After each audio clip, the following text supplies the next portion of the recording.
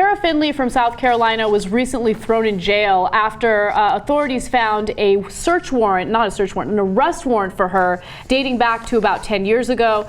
She rented a movie from a video store that has now gone out of business, and she never returned it. As a result, the video store, Dalton Video, contacted the authorities about it, and the authorities apparently tried to contact her and get the video back. Well, fast forward to 2014, she goes to the police station for something that's completely unrelated to this case, and they realize that they have the arrest warrant for her, and they're like, oh, look, this Monster-in-Law movie that you rented back in 2005, you never returned it, so as a result, we're going to throw you in jail.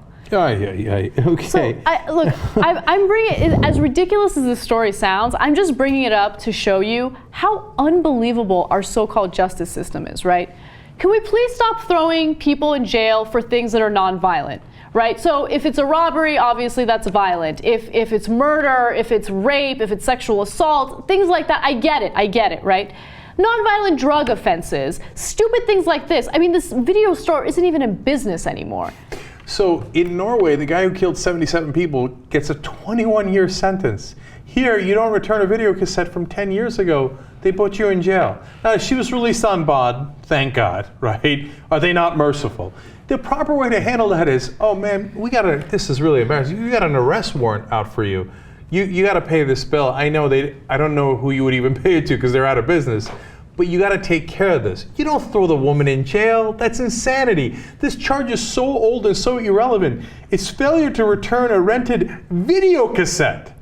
It's a video cassette, for Christ's sake. Are you going to also, did she not properly return an 8-track to the library? Going to put her in prison for that? 3 strikes and you're out, she gets a life sentence?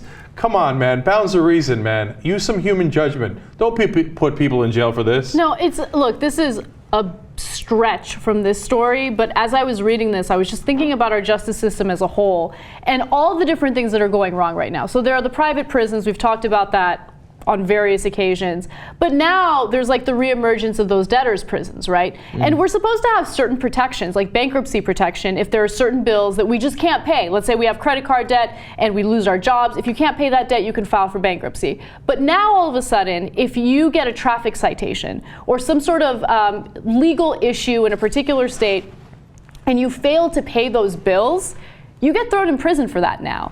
In one part of Washington, about 20% of the people that are in the jail system there are there because they didn't pay for their traffic citations or legal fees. One woman, we meant to do this story last week. You're right, I love the story. One woman has $8,000 in fines. She's working a full-time job. She's like, but I don't have enough money to be able to eat and to pay the fine at the same time. They're like, sorry, the interest keeps accruing. So she got charged $2,000 in interest before she even got out of jail. Yep. So it was $6,000, now it's $8,000, now it's even harder to pay it, then they're going to throw her back in jail and it's going to make her even harder to pay it when she gets out of the jail. The interest will accrue then. She'll have a harder time getting a job. This is insanity, and man. Remember, when all of this stuff is happening, the people that pay for it include the two of us, right? Like we end up paying it through paying for it by our tax dollars. So it's ridiculous and it's counterproductive to throw someone in prison or in jail because they can't pay for their debt. I mean, then the American taxpayer pays for that. It's so stupid. Drives me crazy. We got to stop putting nonviolent people in prison. It doesn't make any sense. Okay. Now, one final insult and injury. Monster-in-Law, the movie that she so egregiously did not return in time, got a 16% rating on Rotten Tomatoes. I thought that movie was good. People need to put her in jail. People need to stop. Lock her away. Throw away the key. I enjoyed that movie. I thought it was good.